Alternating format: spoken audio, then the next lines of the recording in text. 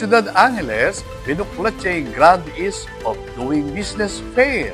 Apeni mo na ng Anti-Red Tape Authority o Arta. Ay ni-report ng Patricia Mamang. Inyang Lunes, May 19, Pesinayan yung pamamuklat ng Grand Ease of Doing Business Fair o EODB, King Ciudad Angeles sa panimunan ng Anti-Red Tape Authority o Arta.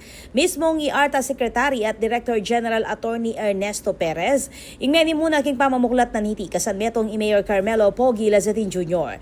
Labing metong lang national agencies, reng mekisan metong King Angeles City Grand EODB.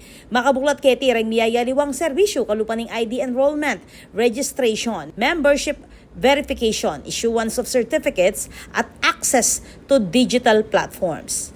Layo na niting ilapiting serbisyo ng gobyerno, kareng tao. Ako po, Patricia Mamangon para King News Force Pampanga. Balitang tutuking Balen, susuyo.